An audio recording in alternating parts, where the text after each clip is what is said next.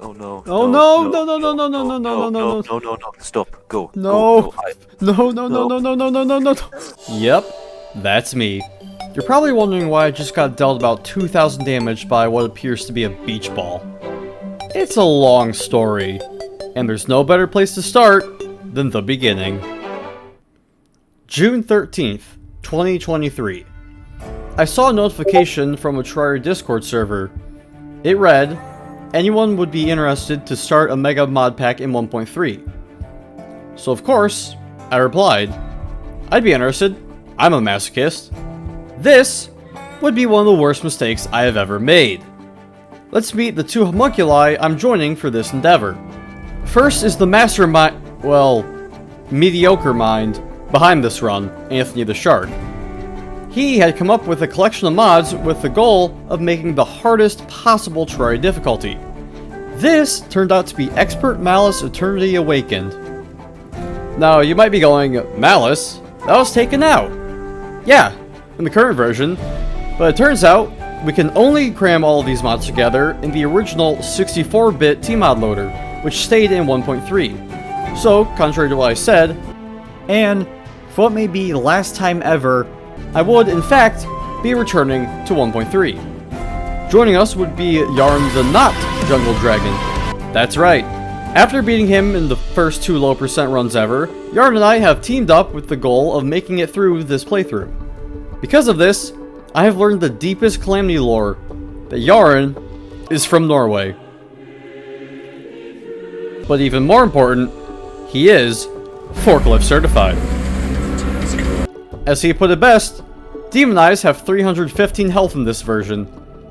Did you know in Master Mode they only have 180 health? Yeah, everything gets scaled to that extreme degree. Around June 19th, yeah, immediately after I had finished the low percent run, the three of us converged on a Discord call and got the entire thing set up. Slowly. On top of slowly getting every single mod Anthony had gotten around for us, to having the realization that I would be hosting the server since Anthony's internet was about as reliable as French internet, because he had French internet. Oh yeah, Anthony and Yarn were actually on a different continent than me. If you can't tell by the way I sound, I'm from over here, and Anthony and Yarn are over here. Yeah, there's a good 6-hour time difference between us. Lunchtime for me is dinner for them, dinner for me is the middle of the night for them, so it's just a big issue for coordinating times. It sounds like a nightmare, right? Well, it gets worse. Yarn works at some factory. The enemy ascended beyond your control. So his work schedule is all over the place. Remember, I was busy with work myself during the day, so it left the evening for me and late night for them to play.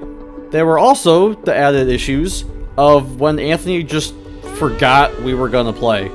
This series was the ideal way to start making shorter videos, well, at least shorter by my standards, because we are still not done with this playthrough. We're not even past Moonlord yet. So, if you want to see how this story continues, and perhaps someday in the future ends, subscribe so you can see when I'm going live and post my next videos. If you want to wait less, you can see them early by becoming a channel member. It's $5, gives you early access to new videos, and I'll shout you out at the end of each video. Oh yeah, back to the start. I got a server set up, Anthony and I loaded in to check it and make sure the world had generated properly, and called it a day. Which brings us to June 20th, day 1. Officially now. I started with a good scroll through of the mods Anthony had chosen. There's like 50 of them, and a good chunk of them are content mods, and not just tiny little quality of life mods. The important mods were Calamity for Malice mode, Fargo's Soul mod for Eternity mode, and Elements Awoken for Awakened mode. Malice and Eternity both overhauled vanilla and their own content. Awaken provides a 75% buff to enemy damage, health, and some other things that just amplify the agony. Something interesting about them is that they had to be enabled in a specific order so that the difficulties worked against us and not against each other. I started by blacking out my screen so no one could see my IP from hosting the server. So I joined the Discord call where Anthony and Yarn were already waiting.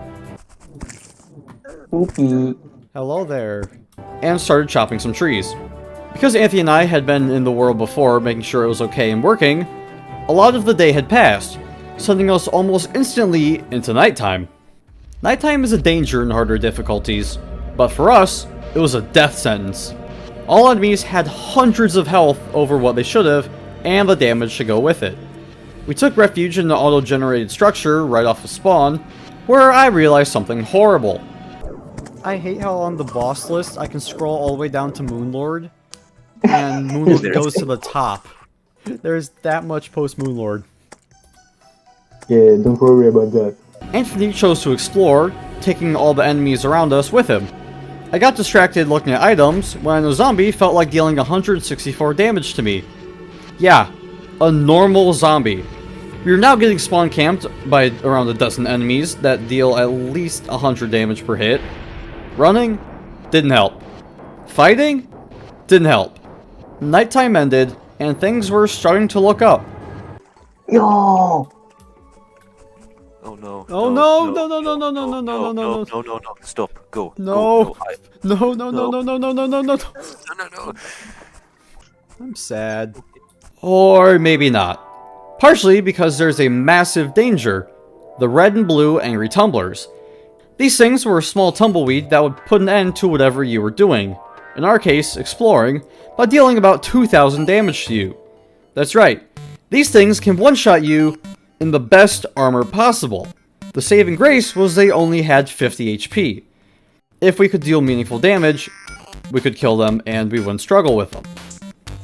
Okay, so this has been fun and all, but what was our plan? Well, good question. None of us had one. We did have our classes. I was going to go ranged, Anthony mage, and Yarn summoner. That's right, no melee, so no tank build. We knew this and did our best to not think about it. Some exploring in depth later, a little bit of a mishap had happened. I'm in the hole. I'm not leaving the hole. Stay in the hole. Guys? Yeah? Who the fuck enabled stone in the vein miner? That, definitely wasn't me who enabled the stone. Nope, there's no proof. You can't prove anything. I probably had the world's first red and blue tumbler jump scare. We had used the elevator from Fargo's to make a safe way underground. Speaking of underground, there's a lot to it. To make sure everything generated, we had made this world an extra large world. So, larger than a large world. I found the golden enemy, and my monkey brain went, ooh, kill, money. So I hooked onto the ceiling and shot arrows, where each one did only 1 damage. Over 10 minutes, I had finally dealt 1,000 damage. I went back and made the classic safety box around spawn so we could actually survive the night. I went back down and... a really big hope. Why? I wonder how much damage he... Alright, why was the Devourer of Gods here? The astute of you might have recognized that there's a little arrow down at the bottom of the screen, indicative of the cheat sheet mod. So remember a few minutes ago when I said Anthony and I checked the world before we began? How exactly did I do that? Well, the best way was to inspect the map, which could be done with the Ancient Masters map Lost King's Great Ancestors, which reveals the entire map, letting me look around and make sure any important structures like the Brimstone Crag or Abyss generated properly. So I made a dummy character, loaded into the world, cheat sheeted the map in, used it, looked around, saw everything looked good, and then left the world and made the character that you've been watching. I had forgotten to turn cheat sheet off, so Anthony felt like doing a little bit of trolling. And in case you were wondering, yes, his head, which is an insta-kill in death mode and above, dealt 200 damage less than the red and blue tumblers. One quick unload and reload without cheat sheet, and it was back to dying. To pass the time, I made a little AFK farm, which came in handy since there's a slime rain that started almost immediately after. And what follows the slime rain? That's right, King Slime. Oh god. Oh. Well, yes. He did have over 6,000 health. Base game expert mode slime has 2,800 health, by the way. The closest vanilla boss to this health is master mode Queen Bee. Anyways, I got back to the usual activities like farming and crafting. I made a topaz bow, a decent upgrade from copper, and found a suspicious life crystal. Why does the life crystal have 700 health? I killed it when King Slime felt like showing up again. I dealt a whopping 4 damage with each shot, and he dealt over 220 in one shot. Here, you can see our patented strategy of run like hell until someone responds and then they take the aggro. We actually worked him down about 25% of his health before he despawned. We then congregated and looked at the end goal of this crazy run, the Soul of Eternity. For those who don't know, this item is basically an amalgamation of all the items in Terraria with over 400 crafting steps, and is apparently powerful enough to softlock or even hardlock your game, if you have 10 of them. Because we have the Fargo's DLC mod, there are additional requirements for making the Calamity and Thorium components. Each of these have their own massive crafting trees, so yeah, there's a lot we plan to get. Back to the run, I went exploring and wanted to see how bad the Crimson would be. I survived until I tripped on a pebble and instantly died. I could survive the spider the size of my body, but the moment a little tiny rock with legs showed up, oh, that was it. That was too much. The tiny rock got you. This is a tiny rock man. I tried again, and it didn't work. More exploring, more depths, the usual routine by now. After too much of that, I got myself a Glock and thousands of bullets. I could now, in theory anyway, deal enough damage for 1 King Slime. I went back to exploring, and Yarn joined me since Anthony left a while ago. One jump from space later, and we called it a day. June 22nd. Today, it was just me. I'd left the server running while I was at work. That way, Anthony and Yarn could play during the day. Well, nighttime for them. I was getting some praise for the Yarn video, and talked about how there's another coming. Yes, it was, and... well, there's more where that came from. That's... I didn't know it would take about 9 months from the point I said that. I started by doing what else? Dying a lot. I looked at what other weapons there were and saw a whole hell of a lot. My Glock dealt only like 9 damage per second, so I'd probably need to increase this to survive. I farmed some enemies and made a new bow, the Dragon Shot. I used my new strength to fight through the Crimson and get an Undertaker. Some more exploring, mining, exploring, rapid fire imp. A pretty uneventful time. A very large world had a very large amount of stuff to dig through, so exploration was usually slow. When I wasn't dead anyways. My new bow proved useful in stopping the red and blue things. You might think that something interesting was happening, but no. It did get interesting when someone showed up with a broken E-key. This is Ruby. She spoke like this the entire stream. Now, you might be going, really? Nothing interesting happened? Yeah. This whole stream was filled with me being lost in a sea of mods, because I had no clue what I had to work with. Well, that's not true, because the goblins felt like showing up. I was in absolutely no state to fight them. However, I was able to quickly make a new weapon, the Sapphire Pistol. I shot it, and saw something awesome. It pierces. This is exactly what I need. This was a massive advance in fighting, allowing me to hit several super buff enemies all at once. It also had good damage and great knockback. I hung out underground for the rest of the stream to avoid the goblins. That way, I could throw Anthony and Yarn directly into it. The next day, all of us were going to be on. Eventually. It started with just me, so I loaded in and... wait, there's no goblins. I checked the checklist and... what? Yeah, I had no idea how they were beaten when the server never opened until now, but whatever. No more goblins.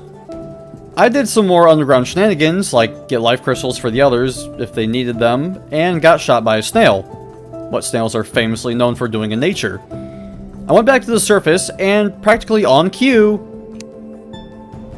so, how would I be in this version? But, we're gonna make do with what we got. We already have too many. Why is he so fast?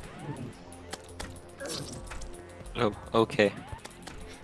Who has 10,000 Just HP? go away, please. There we go. Holy crap. Oh, cool. He also teleports. It's my favorite. Dude, we actually can't outrun him. Yeah, we did 2% of his almost 10,500 health.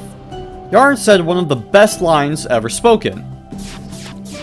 Fargos, am I right? My damage may have been good, but enemy damage was still super high. On top of that, a major issue was server lag. This led to enemies teleporting around, often directly into you, and there was no solution to this, so we just had to live with it. Our plan was still fight the early fights before the ones like the Eye, with the hope we could get better items and gear, assuming that we could kill the first boss, which was a freaking polar bear. Chet informed me that Golem would be impossible from a mechanics standpoint, which was fine, because at this rate, he was like 5 years off. Yarn and I started making low percent jokes that we need to just do this in a low percent route to get better items. Oh, we just need a weapon that one-shots. It looks like we Exactly gotta what do he our said. own. We gotta do our own pre-goal. Alright, I know how to do that. I got some more life crystals for Yarn as Anthony joined us. We decided to fight the goblins again when I did some magic. There was 9. Oh, there we go. No. What already? Let's go. This is a weapon from the Alchemist NPC mod, which I didn't really know at the time. It was a slow shooting rifle which used your health for ammunition, which I couldn't try because I instantly died, along with all of our NPCs. A painful 11 minutes later, we bested the goblins. More like goblin these nuts. That actually wasn't too bad. It gave us confidence that, while dying, we could best something. We then took on Pinkzor, that first mini-boss on the list. Anthony and I clung to a wall and slowly drained its 3,000 health, and got an NPC with some pinkies.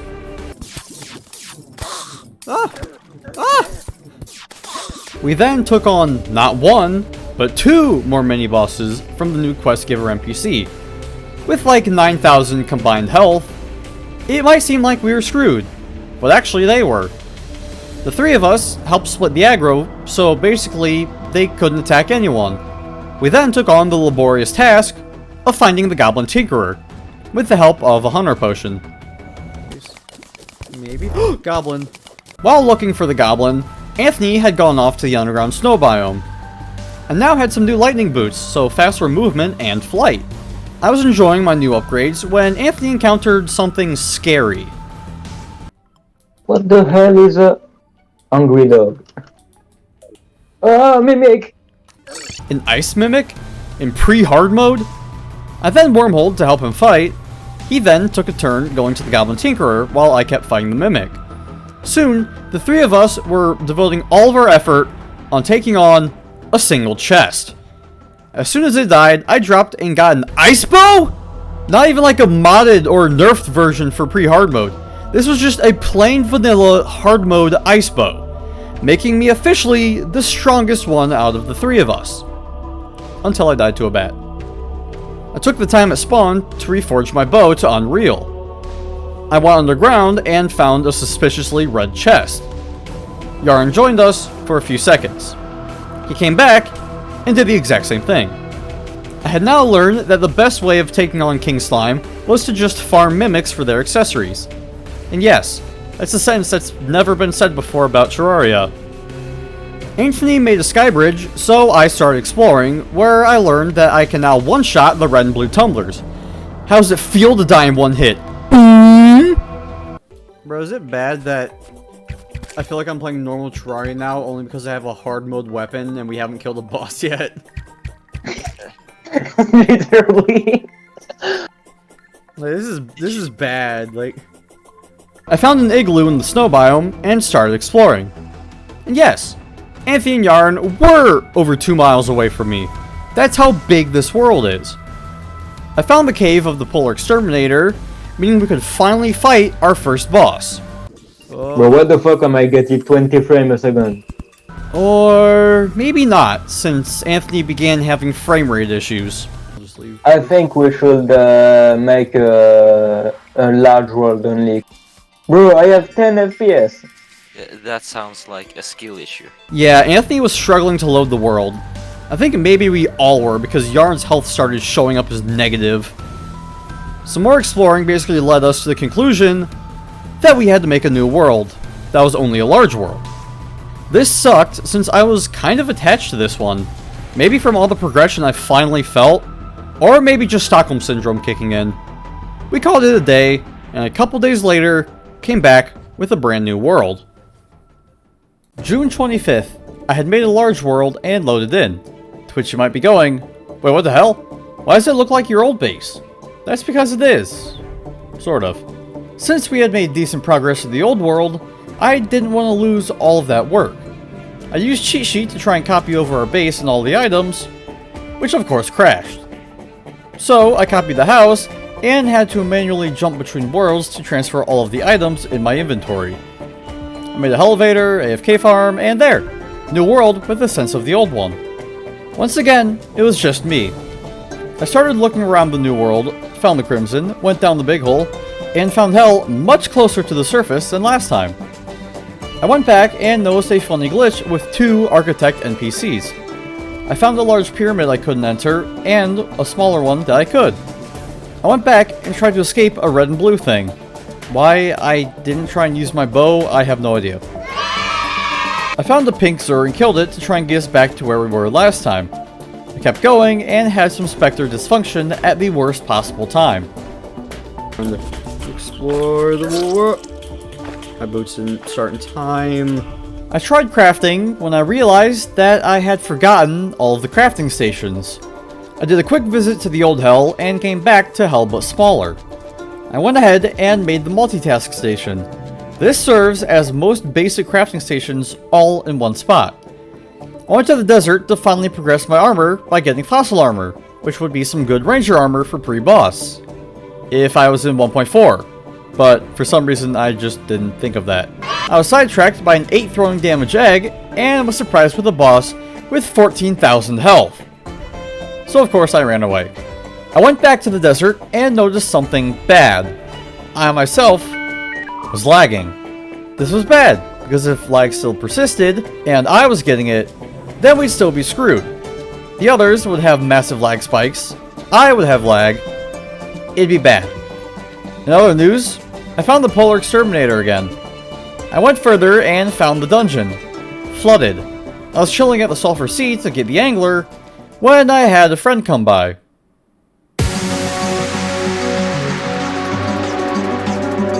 Since Scourge had over 386,000 health, I let him vibe before leaving so he could despawn. I did some more vibing, talking to chat, surprise boss. I should not have disturbed the flower, I'm sorry. The standard stuff. I was hoping to get the world boss ready when everyone was here. However, lag was still there. Slightly, but still there. I did some setting diving to find some things that could improve the performance. I made a sky bridge to get plenty of boss arena room. I explored the sky and found some interesting things, dying each time. I did some space fishing when another slime rain started. I ignored it to keep fishing underground where the slimes couldn't touch me. It ended, and I went for more fishing quests when... It's so good, like... I think...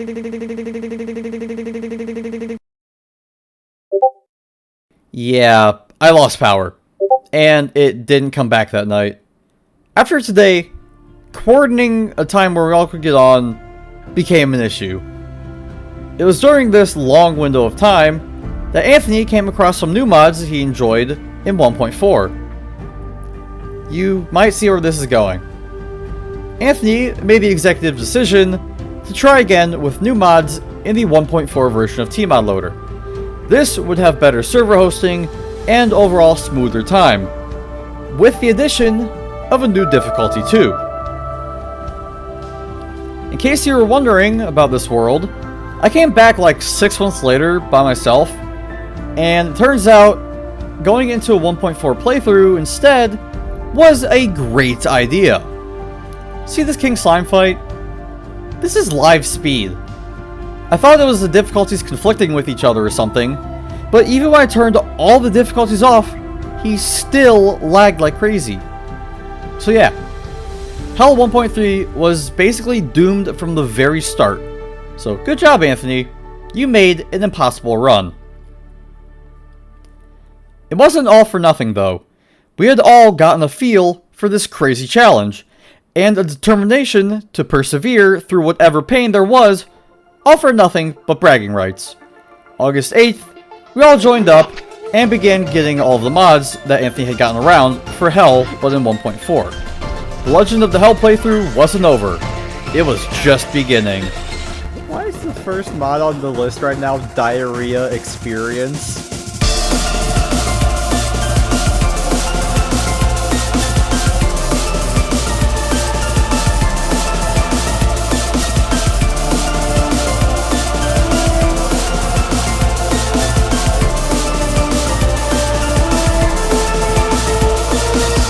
Hey, if you made it this far, thank you for watching. I hope you enjoyed this episodic format because I really had fun making this video.